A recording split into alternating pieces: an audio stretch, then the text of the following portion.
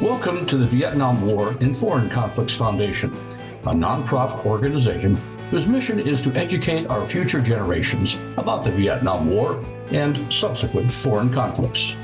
To enhance the experience, the Foundation is currently working to establish a new museum to house our collection of Vietnam War artifacts that will be open to the public.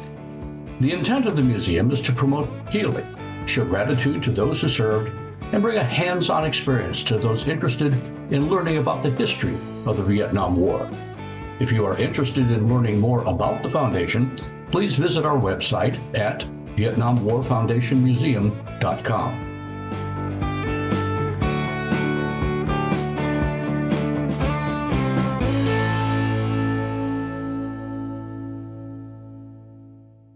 Welcome. We're here today with Bobby Coleman, Chairman of the Vietnam War and Foreign Conflicts Museum, Vice Chairman or Co-Chairman Larry Saunders at the end of the table. Special guest today is Mr. John Harrison, from whom we'll hear a little bit later. Right now we're with Brian Delate, and we welcome special guest. Brian is a Vietnam veteran, actor, a playwright, and director. He is with us today to share his story, his journey to using his creativity and talent to increase awareness in the veteran community about the issue of suicide. It's a privilege to be here. My name is Brian Delate. I was drafted in 1968.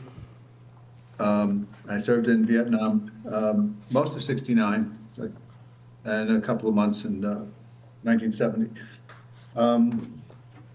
I grew up in Pennsylvania, and it was about that time the war was becoming controversial, and my father was a World War II veteran, and I was not college material at that time, and I didn't try to pretend to be. But anyway, I went in. I did my basic training in Fort Bragg, North Carolina, and as far as it was a very rigorous basic training because, with the exception of maybe one or two drill sergeants, they were all airborne rangers, had already served in Vietnam, and they really wanted to give us some idea of what was going on. Anyway, I ended up going to Fort Lee, Virginia after that for what I thought was going to be a cake kind of AIT. And well, I did that. I did 2 schools there, and then I went to Vietnam in March of '69. I got stationed in with the Americal Division, and which was in what they called Quang Tin and Quang Nai provinces. There, unfortunately, Quang Nai province is famous for the My Lai massacre, which was the year before I was there. I went there, and I was put into a helicopter company, and when I got there, they said, we don't really need your MOS at all. Hey, how would you like to do OJT as a door gunner? And there'll be extra pay and all this stuff. And I thought, I'll give it a shot. That didn't last long. I mean, I did it for like literally a few weeks, and then because of what I had from my AIT, they put me in with the armorer supply sergeant. And so I was doing that for maybe 2 months, and the guy who was my boss, this E6 sergeant, was rotating out, and they didn't have anybody else to take the job, so they gave me the job, and I'd never had responsibility like that before, and so I had like 3 tours in one. I had the door gunning thing briefly, the armor supply sergeant in the middle. And then it's too long a story to get into today, but I ended up, I got out of that after about 6 months. I was a sergeant, and I volunteered to do this. It was like a nighttime perimeter patrol for the area of Chula. And I went to, they needed NCOs. And so I would have a squad of guys and we would set up listening posts and sometimes ambushes outside of the compound and then come back in the next morning. And that was either boring or terrifying, take your pick. Mostly boring. I feel like I'm giving you the really short version, but anyway, that was the extent of my tour. Yes, there were incidents that occurred that really shook me. The very first night I was in Chulai, we were by this beach, and they showed us a movie, a World War II movie, and gave us beer. And we just got there. We just gotten there a couple hours beforehand. As soon as the movie was over, rockets came in. I'd never seen a rocket before. A whole bunch of them came in. They turned the lights out, and I freaked out. And I just got as flat as I could. And it was there was a guy sitting next to me at the movie. This black guy from Philly, and we got talking and all that stuff. And he, when the lights came back on, he was a few feet away, and he was kind of laying crooked. I thought, what's wrong? I didn't see any blood, so I thought he was okay. And then these medics put him on a stretcher and took him, and I followed them to this hooch where they had him in there, and I was standing in the doorway. I'll never forget this older sergeant from Boston. He said, "What are you looking at?" And I said, I was with this guy at the movie." He goes, "Well, get out of here." He said, "Is he a friend of yours?" I said, "Well, no, we just talked. He's dead, so leave." He got really mad at me. He said, "What are you looking at?" Because I guess I was staring. The very next day, because of some stuff that had happened down with the 11th Light Infantry Brigade, I got my first taste of moving body bags. And it was, chilling, I guess. Anyway, I went through the first few weeks of trying out the door gunner thing, and I'm grateful they pulled me out, because I wasn't. I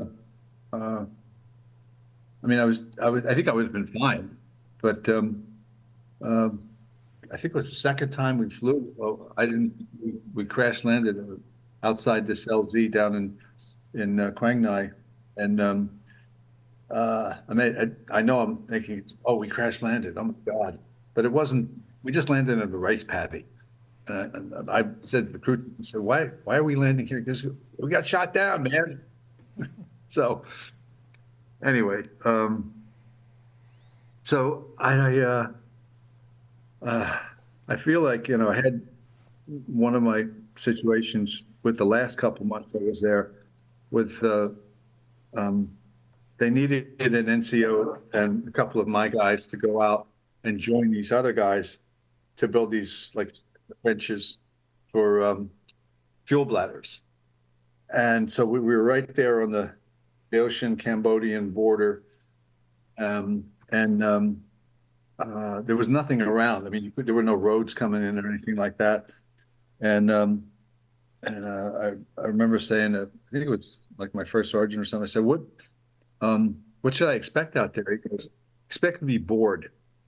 I said, okay, So I was out there for what was like a week, and the last night, it was the last night, from this tree line, we got hit, and it was very scary, very fast, very scary. And if there had not been a couple of choppers nearby, I don't know what would have happened, because I don't know. This lieutenant I was with, he thought there was like 70 or 80 of them, and there were only 30, 35 of us, maybe 25, 30 Green Beret guys, and then 10 of us that came out to these trenches. But yeah, I don't know why I'm getting chills, not just I don't know, thinking about it, but it was just that was crazy. It was the longest 15 minutes of my life, I think. And the choppers saved the day.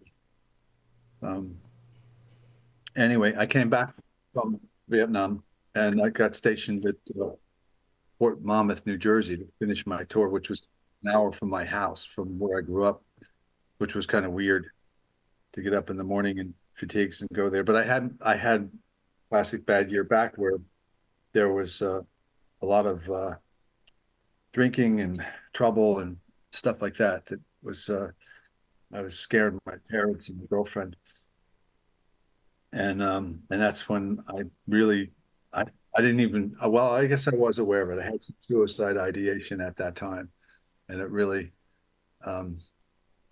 you'd think it would scare you, but it kind of it was kind of like I thought, is this the way to go?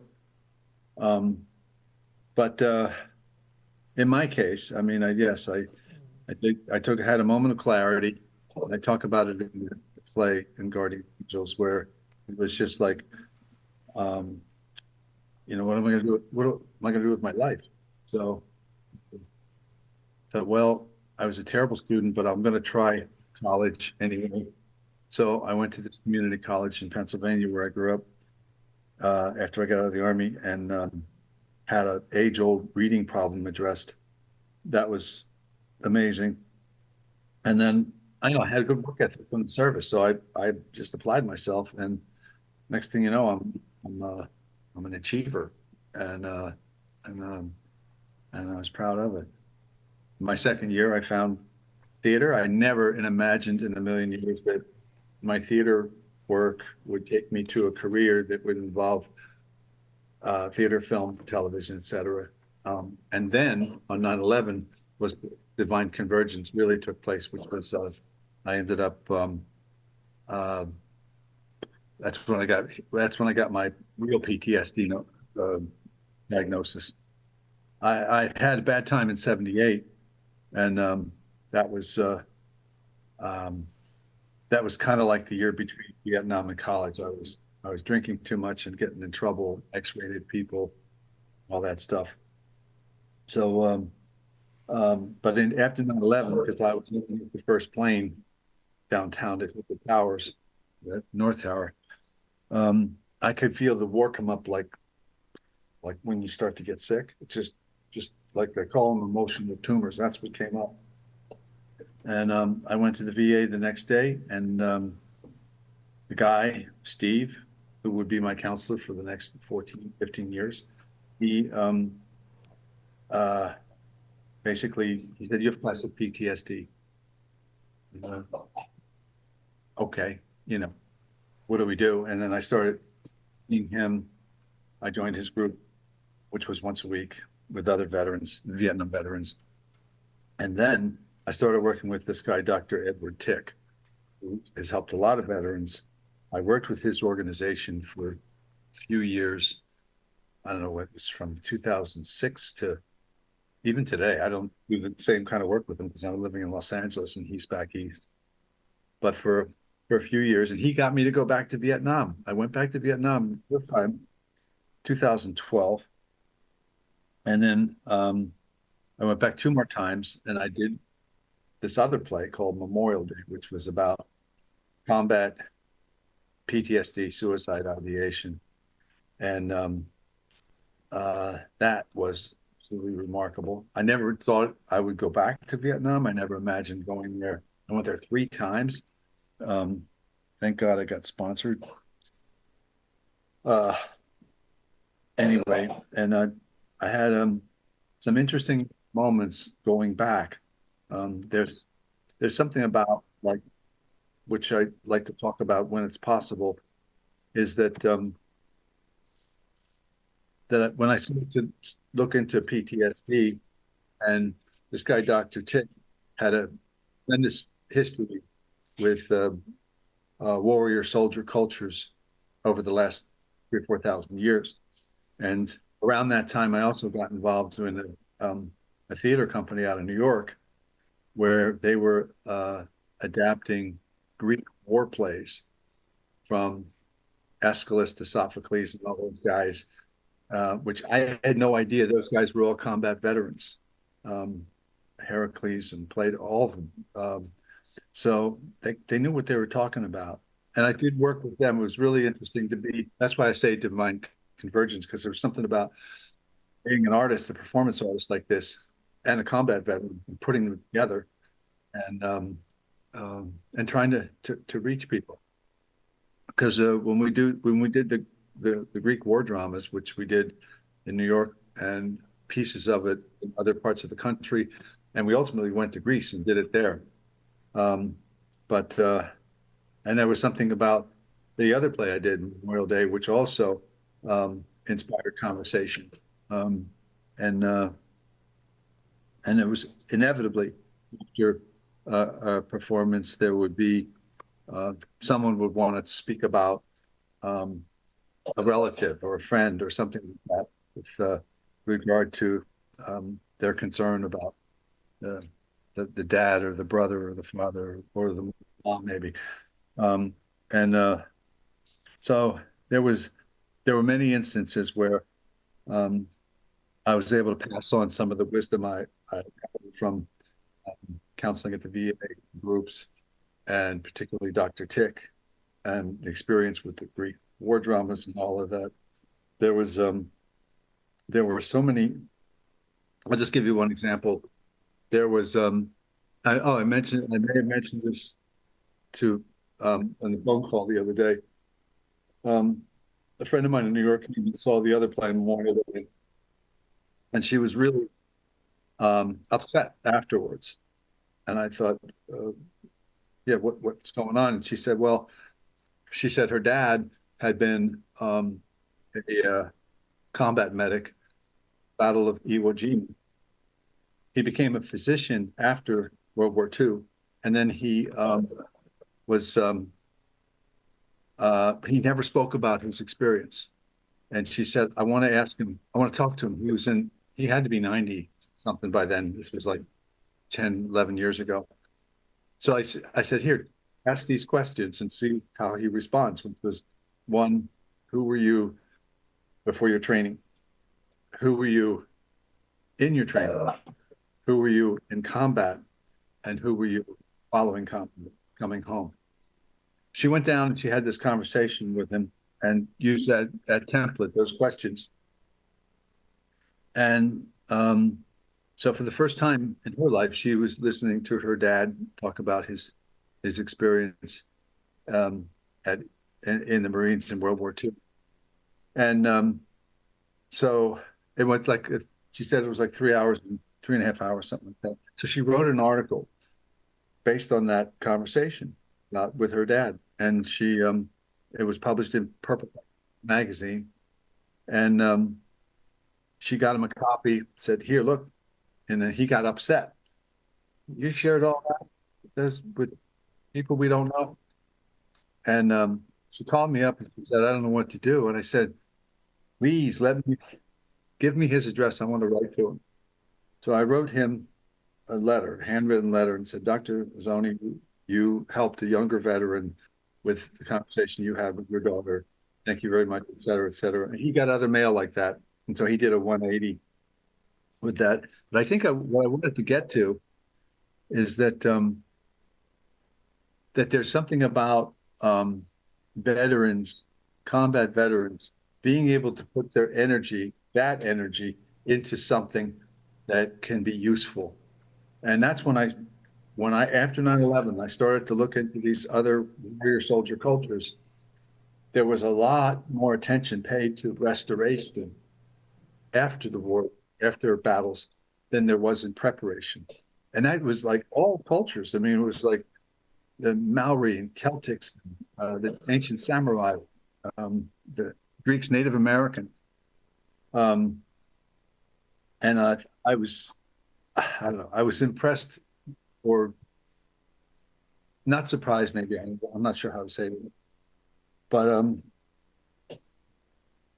there was something about for myself where I'll again go back to this divine convergence where, I was able to take what pieces of trauma I knew from my experience and channel them into the work I do in theater or film or something, anything like that. And I love this one quote. I use it in the play, and it's, "The world breaks everyone, and afterwards, many are stronger in the broken places." That's a Hemingway quote. And I say that because as many problems as there may have been or may be with guys and some gals in the veterans community, there's been I've seen some amazing healing that goes on, and I'm just I'm in awe of any of us that are willing to, trust or take the opportunity to explore their own story. So a lot of times, like, I wear this hat, I'll run into, not as much now, but in the last few years, there were younger guys who would approach me and say, "Oh, you're in Vietnam, I was in Iraq, or I was in Afghanistan." And as soon as possible, I would ask them if they had an opportunity to share their story. And in many instances, they would say, "Oh, I don't really have a story." And I remember I used to say that too. And it's just not, there's something to one veteran trusting another veteran, or trusting someone that they care about or cares about them, and being able to share their story. One of the slogans that Dr. Tick's organization, Soldier's Heart, has is share the burden. Because, a lot of times a fellow veteran might have his burden could emotionally, so to speak, weigh 100 pounds. But if he shares it with me, it's not 100 pounds. It's something, it's lighter, if you will. But can I be of help? Can I be of service to another veteran?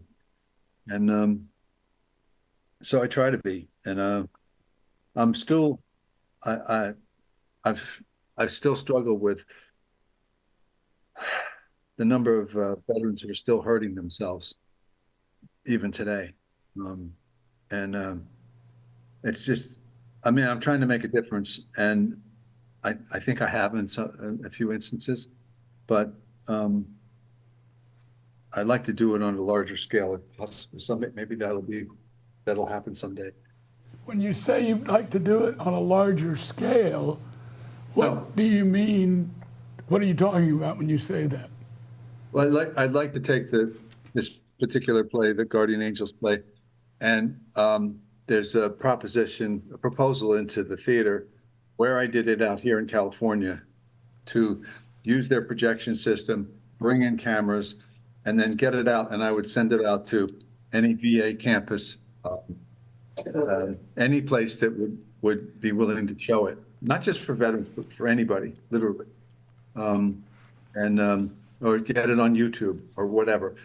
And that's what I mean. I'd like to reach an audience that is more than 85 people in a night, something like that.